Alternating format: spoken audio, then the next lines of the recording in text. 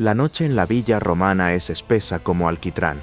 Las cigarras chillan, los perros ladran a lo lejos, y bajo el muro del granero, dos manos cubiertas de sangre y tierra cavan sin descanso. No hay herramientas, solo uñas, piedras y la urgencia del corazón que late como tambor de guerra. A su lado, otro esclavo observa, tiembla, sabe que si el vigilante los descubre, los colgarán al amanecer. Lo ha visto antes, cuerpos despedazados como advertencia para los demás. Pero no puede dejar de mirar el agujero. Es pequeño, oscuro, pero del otro lado está el silencio. La posibilidad, la palabra más prohibida de Roma, libertas. En el imperio, ser esclavo no era solo obedecer órdenes, era ser propiedad, como una mesa, como un caballo. Tu vida valía lo que tu utilidad. Y escapar no era simplemente huir, era traicionar el orden del mundo. Para los romanos, la fuga de un esclavo era casi una ofensa cósmica, como si un martillo intentara decidir por sí mismo qué clavo golpear. Aún así, miles lo intentaron, con cuerdas hechas de sábanas, túneles cavados con cucharas de bronce, disfraces, incendios, mentiras, pactos con bandidos, traiciones y sobre todo con una convicción brutal: mejor morir entre lobos que vivir encadenado.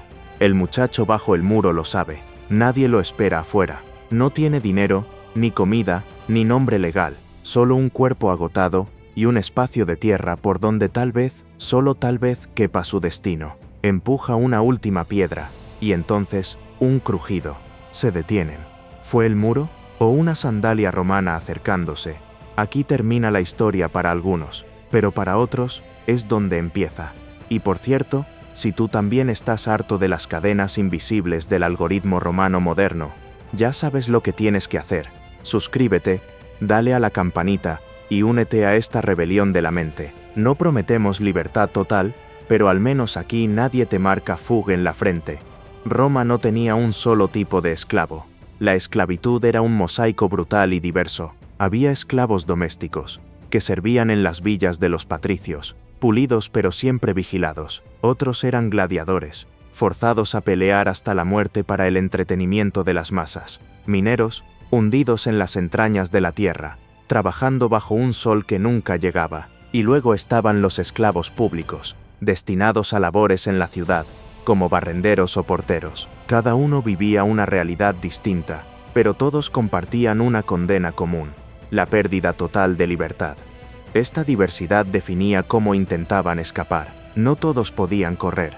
El minero encadenado en la oscuridad no tenía la posibilidad de salir corriendo, pero sí podía maquinar, sabotear, fingir enfermedad o provocar incendios para crear el caos necesario. El esclavo urbano, en cambio, podía intentar confundirse con la multitud, mezclarse con los libertos, incluso hacerse pasar por ciudadano, un juego de astucia que podía costarle la vida. Y aquí está el primer gran secreto de muchos esclavos: la marca invisible. Porque en Roma no solo importaba que fueras propiedad, sino que fueras reconocible. Algunos llevaban tatuajes o marcas en el cuerpo para identificar a los fugitivos reincidentes, como el temido FUG, marcado a fuego en la frente. Otros usaban collares de hierro con inscripciones, cadenas o anillos, símbolos que los condenaban para siempre. Pero la astucia era más poderosa que la marca. Algunos se cubrían con barro o ceniza para ocultar esas señales. Otros aprendían a disimular heridas, a fingir enfermedades o a inventar historias para confundir a los vigilantes. En Roma, escapar no era solo una cuestión de piernas rápidas, sino de ingenio, de convertir la mente en la verdadera arma contra un sistema que controlaba cada movimiento. Piénsalo bien, en un imperio que registraba hasta el más mínimo detalle, huir era un acto de rebeldía extrema.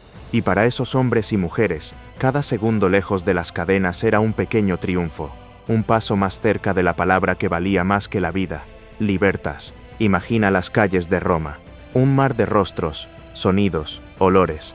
Aquí, el anonimato es una bendición y una maldición.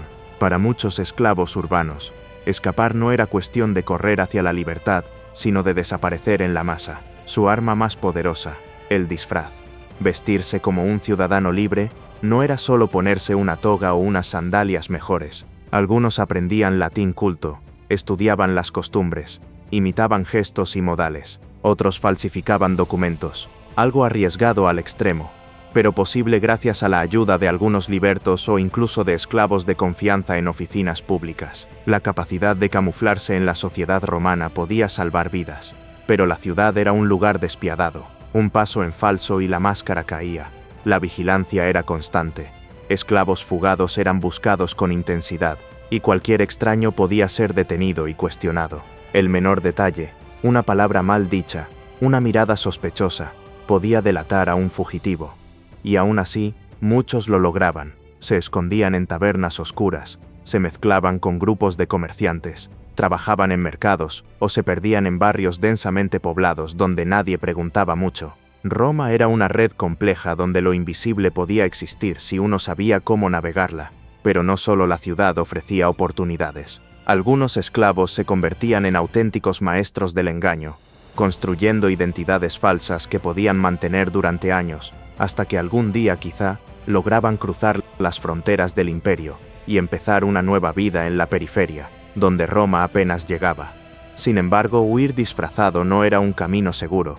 La libertad así obtenida era precaria, y el miedo a ser descubierto una sombra constante, porque en Roma, ser esclavo era más que una condición, era una marca social que perseguía, como una bestia hambrienta, a quien intentaba escapar.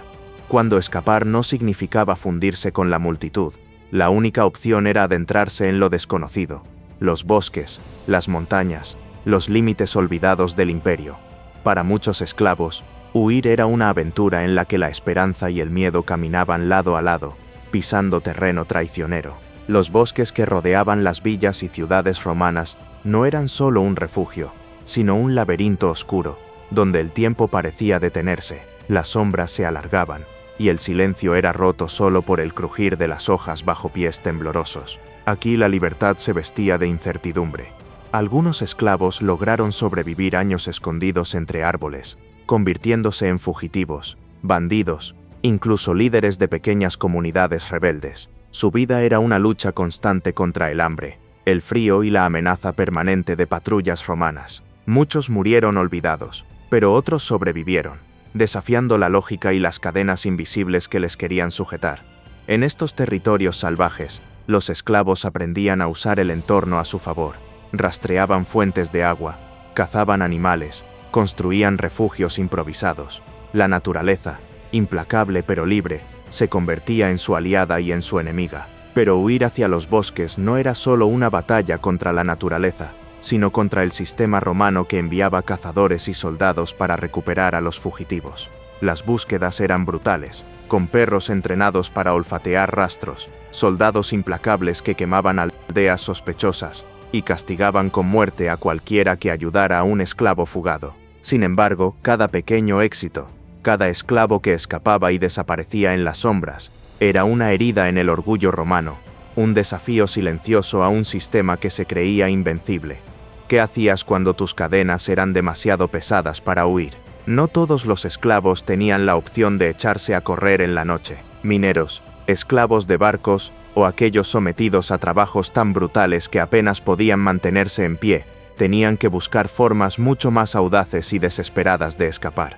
En las oscuras entrañas de las minas, el silencio era cómplice de planes secretos. Allí, donde la luz apenas llegaba, surgían códigos clandestinos, gestos apenas visibles y palabras susurradas entre el polvo y el cansancio. Simulaban enfermedades, fingían lesiones o debilidades para bajar la guardia de sus vigilantes, mientras ideaban el momento perfecto para el caos.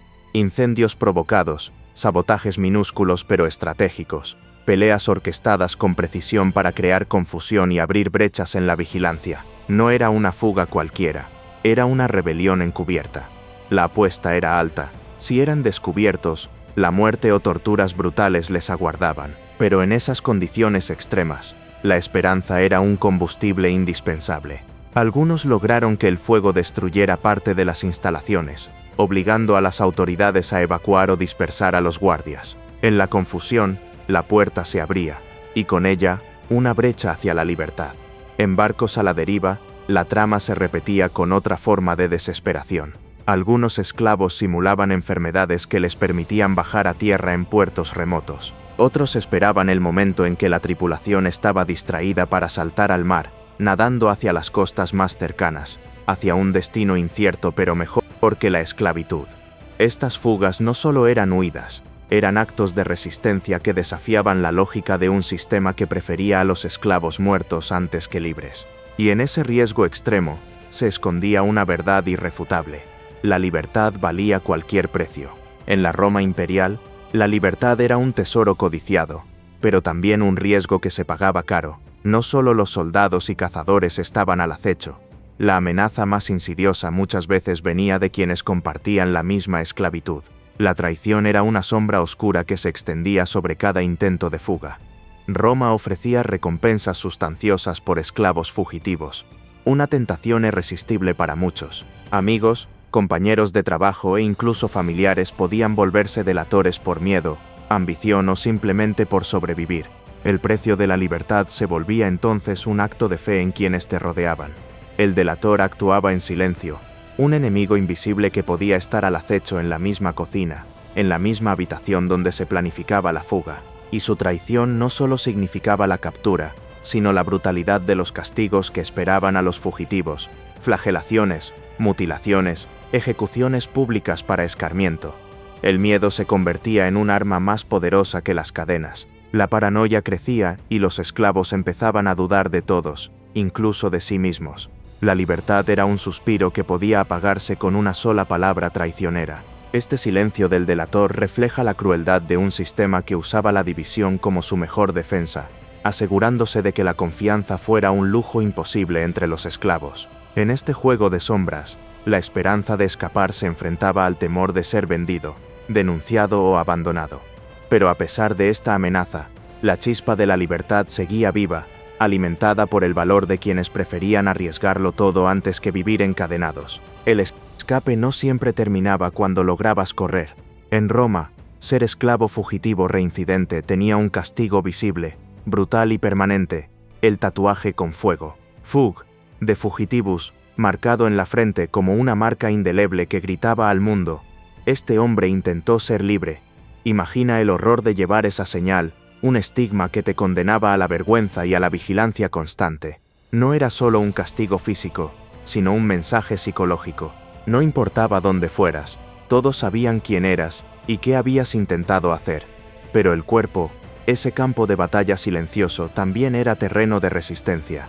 Algunos esclavos valientes se tatuaban encima del fug con símbolos de su tribu, o incluso la palabra libertas. Otros recurrían a la automutilación para arrancarse la piel marcada, desafiando el dolor para borrar la humillación.